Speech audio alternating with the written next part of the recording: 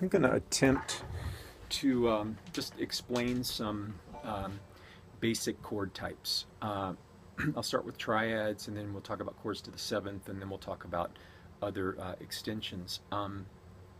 Chords are always explained, and this is really related more to, you know, if you play by ear only and you never have to read music or read a lead sheet or anything like that, then you know what chords you play, and I'm sure that by ear you can find how to play them. But for those of us who read, who have to show up at a situation and read off of some kind of a lead sheet or a chord chart or whatever, even the Nashville numbering system, that kind of thing, this hopefully will clear up some misconceptions that some people might have that watch this video. Most of you probably know 99% of what I'm going to say on here, but I'm going to cover you know, basic chord types and try not to get too far out there, but I might you know, go off on a tangent and explain something that's a little bit different. But the four basic food groups of chord are from a triad standpoint are major.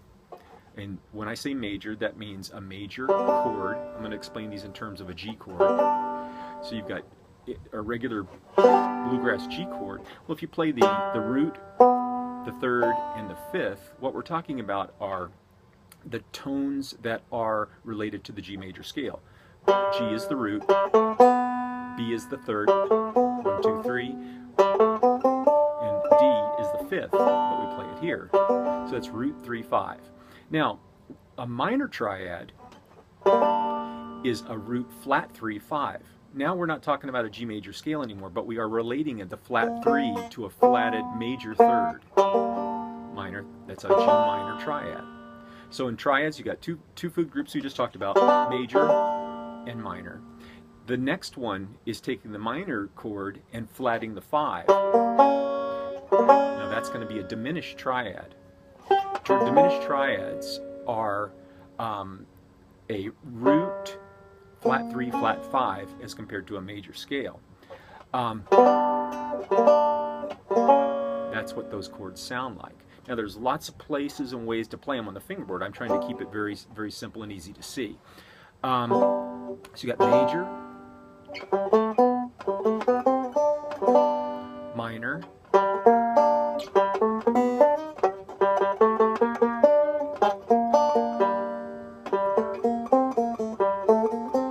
and diminished.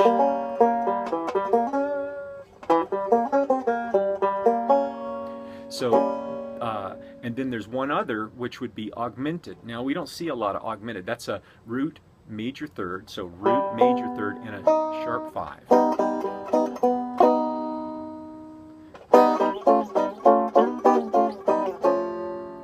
Diminished triads and augmented triads are part of, when we talk about the extensions in a couple of minutes, they're part of what are called symmetrical stacks. Diminished intervallically are a minor third and then another minor third. So it's a minor third stacked on top of a minor third.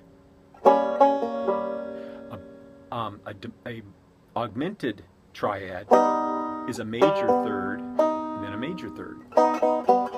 So you can, as long as I'm moving up minor thirds, it's all part of the same diminished stack. As long as I'm moving up whole tones or major thirds,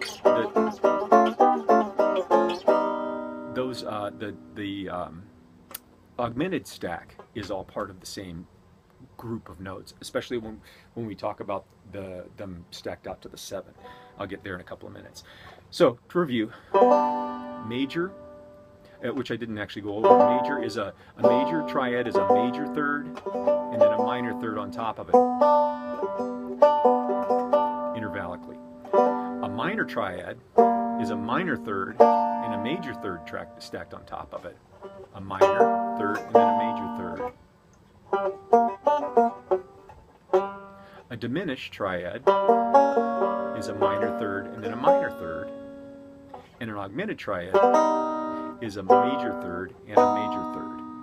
All right, let's go back to the basic 4 food groups. We're probably gonna, I probably won't touch on the augmented sound too much more, except for maybe to explain how it colors a dominant chord, a 7 chord, a G7 sharp 5. But we'll get to that in a little bit. So if you take these major triads and stack them out to the 7, all of a sudden now you've got a 3rd and a 7 in each chord that really determine the coloring, because all of these all the major and minor chords have a root and a 5 in them. The diminished, of course, has a flat 5, and the augmented has a sharp 5. But let's just talk about major and minor for a minute or two. Major, if you go out to the 7 and call it a major 7, that is a major 3rd, minor 3rd, and then a major 3rd, and that high note, the 7, is a half step below the tonic, or the root up an octave, whatever you want to call it. So that's a very pretty chord, right? That 7 is the 7 that exists in the G major scale, right? Okay, good. So now that's a major triad with a natural 7 on the top. If we take that major triad and flatten the 7, it becomes a dominant 7 chord. Now it's no longer in the G major scale. It's got a flatted 7. So that flatted 7 makes it actually the 5 chord of the key of C. So a dominant 7 chord turns into, it's actually more in the key of G, of